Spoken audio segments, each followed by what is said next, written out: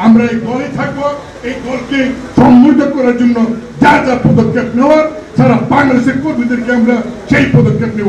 দেখেন, উনি আমাদের কয়েকজনকে বলছে যে তারা চাঁদা দেন না, এই জন্য অভ্যুত্থ হয়েছে।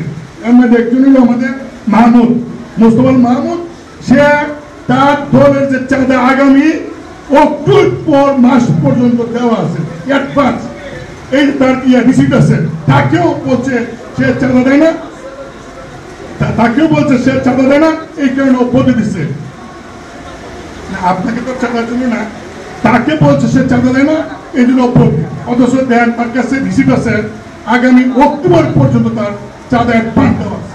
তার মানে উনি যে কি করে নিজেই উনি বুঝতে পারেন না, উনি যে কি সিদ্ধান্ত নিচ্ছেন নিজেই জানেন না। আসলে কাজী ফিরোজ রশিদ সাহেব যেটা বলছেন, আমার মনে হয় ওনার মানসিক অবস্থা ঠিক আছে কিনা ডাক্তারদের পরীক্ষা করা দরকার। তবে একটা কথা বলতে পারি, এই জাতীয় পার্টি প্রতিষ্ঠা করার সময় এই এবিএম রুহুল আমিন হাওলাদার, ব্যারিস্টার আমির সহ, বাবলা সহ, আমরা যারা সেন্ট্র সহ, এই যে আমার ছাত্র সমাজের আছে জহির সহ, ওই কর্মীদের সহ, আমাদের যারা আছেন এই এনে যারা আছে, সবাই প্রতিষ্ঠার লক্ষ্য থেকে 30-40 বছর ধরে আমরা পার্টি করি। জনাব কাদের সাহেব, আপনি আমাদেরকে দল থেকে প্রত্যেকে অব্যাহতি দিলেন, ওকে। ইলেকট্রা রেফ্রিজারেটর, খাবার তাজা তো জীবন তাজা। ইলেকট্রা, ফ্রিজের রাজা।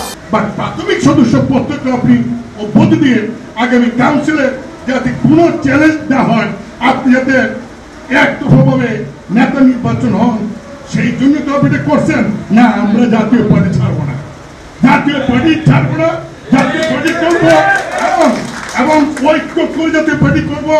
আপনার যে কাউন্সিল, সেই কাউন্সিলে আমরা যাব, সেই কাউন্সিলে আমরা অংশগ্রহণ করে কাউন্সিল যারা আসবে তাদেরকে আহ্বান করবো।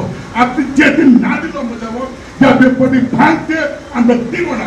আপনি যদি করেন আপনার হীনমন্যতা, আপনার ব্যক্তিগত স্বার্থ সিদ্ধির জন্য দলকে ভাঙ্গার প্রক্রিয়া করবেন, এইটা আমরা হতে দিব না। কারণ আপনার চেয়ে এই দলের অবদান আমাদের বেশি, আপনার চেয়ে এই দলে আমাদের এই দলের দরদ বেশি। এই দলকে কোন অবস্থাতে আমরা ভাঙতে দেব না। আমরা এই দলে থাকবো, এই দলকে সম্মিলিত করার জন্য যা যা পদক্ষেপ নেওয়ার সারা বাংলাদেশের কর্মীদেরকে আমরা সেই পদক্ষেপ নেব।